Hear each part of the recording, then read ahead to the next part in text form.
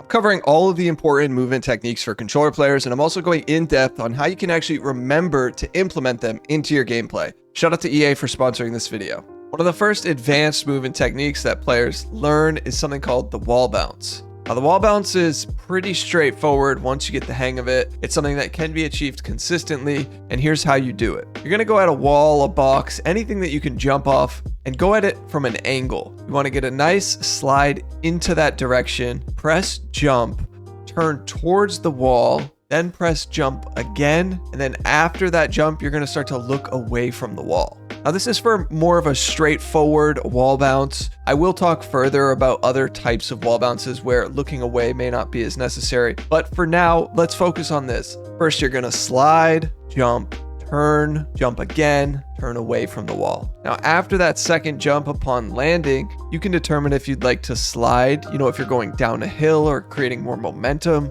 or you can make sure that you have your gun out and you're mid-air trying to blast your enemy. You can do this while holstering if you're trying to create more separation or space away from your enemy because you need some time and space to heal or reload. There's a lot of variability here when it comes to what you're doing after the wall bounce. But here's where players get hung up. There's really two things. One is they jump too close or too far away from the wall, resulting in them either mantling the wall or just bouncing up against the wall and never really getting that jump. This takes some practice to figure out the right distance and the right velocity off of your slide. Sometimes players can also get a dead slide. They don't have enough momentum to get that jump into the wall on the first part of the wall jump. But the second big problem is players just don't implement this tactic enough in their gameplay. So they might theoretically understand the concept of this movement technique, and they might even be able to do it, but they never spend time practicing it throughout the match so that they never actually do it within a fight or within some form of combat.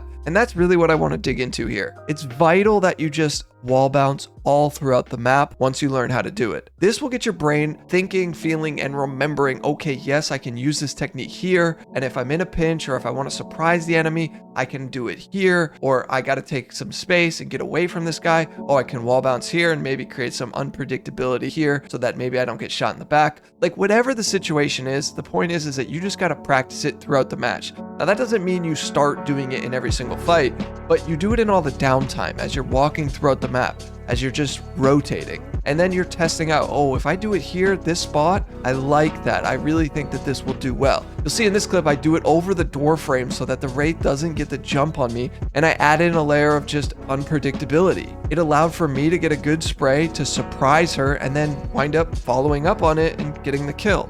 This all starts from just practicing it throughout the match. So there's another type of wall bounce called the fatigue wall bounce. And the easiest way I can explain this is you're going to want to get pressed pretty close up against a wall. Then I press forward with my left stick and spam jump twice. Now, there's a few different variations that you can use with the fatigue wall bounce. You can use it so that you just go up the wall or sort of peek over the wall. And if you'd like to, you can press backwards as you're peeking up over, so you're not committing on reaching the peak of the wall and either going into that floor or going on top of the wall or over the wall. However, you can continue to press forward and reach the top of the wall so that you don't really have to holster your weapon. Now, you can also do this while sliding and doing a normal wall bounce, but if you don't have enough time or space to create that momentum, a fatigue wall bounce can be extremely handy for either peeking an enemy, especially if you have a shotgun. I find that's probably the best gun to use here. There's a ton you can do here, but practicing this is really important. And a couple things to look out for is if you're pressed too far away from the wall,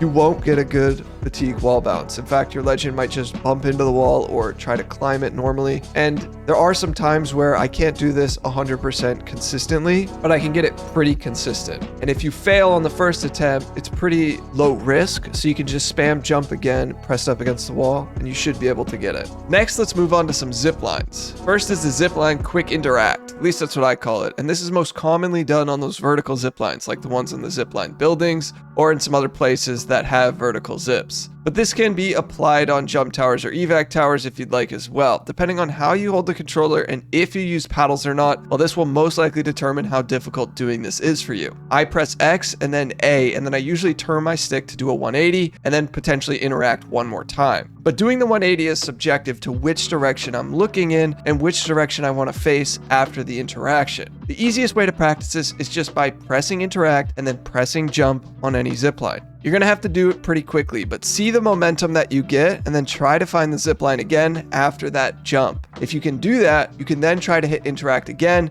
And what this could do is help you go from one floor up to another if you're in a zipline building without just riding the zipline being a stagnant target. But keep in mind, you can only interact with the zipline 3 times before it kicks you off. This applies to any zipline in the game. So generally, I'm only able to do this technique twice before I'm either too far away from the zipline, like I'm landing on the floor, I'm trying to get onto, or I'm just trying to ride the zipline to get up to wherever it leads. The quick interact is very helpful for these vertical zips as you navigate the zipline buildings or any POI that has one. This can help you either be evasive or add a layer of unpredictability. The second zipline technique, which is really fun, is called the zipline super jump. The super jump is one of my favorite techniques, and in order to do this, you press interact and then spam jump twice in a row. Make sure that when you're about to press interact, you aren't already midair. Otherwise, this won't work. So for example, it's interact, jump, jump. But if I hit jump first and then try to do this, it won't work. I won't get that super jump momentum. The best way to learn this is just shoot a horizontal zip line with Pathfinder in the firing range.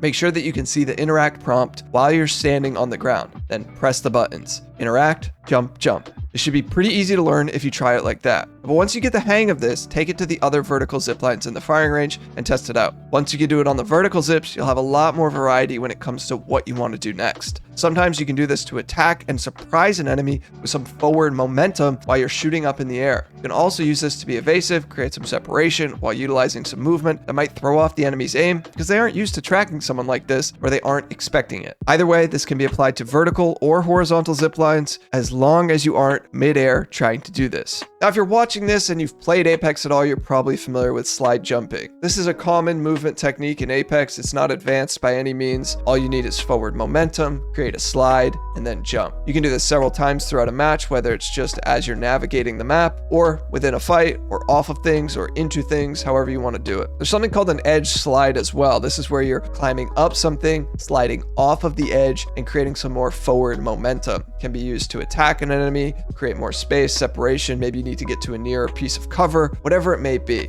You can also do this on the opposite, while you're edge sliding off of something and then sliding even further into another piece of something and creating even more momentum. A lot of different variations that can be used here. It's something I recommend incorporating into your fights if you need to. Whether you got a guy low, you need to slide off of something to get to him a little bit faster while adding a layer of unpredictability and trying to capitalize on that knock. But there's also something called a super glide. And in order to super glide, well, I can't do it because I hold the controller normally and I don't use paddles. I also play on the button puncher layout. I can technically do it, but I have to move my hand in such an awkward way that it's just not feasible. So I got a friend to demonstrate it and I'll explain how you can do it. So in order to super glide, you need to be able to mantle something properly. Jump up at something, have your legend do that hang off mechanic, and then from there, practice going forward. Once you can do that consistently, as you're mantling and climbing up off that edge, there will be a brief moment where your camera kind of shakes. It's really tough to see this in live time, but that is the small window in which you're able to pull off a super glide. What you're going to need to do is press jump and crouch basically around the same time to get that forward extra momentum. Some players lower their FPS value because it's easier to find that brief window at the end of that mantle to get that slide and that super glide. I don't do that. I don't recommend doing that. I don't necessarily think that's the right way to do this. However, no one's going to stop you. The point here is that if you can get this mantle, just practice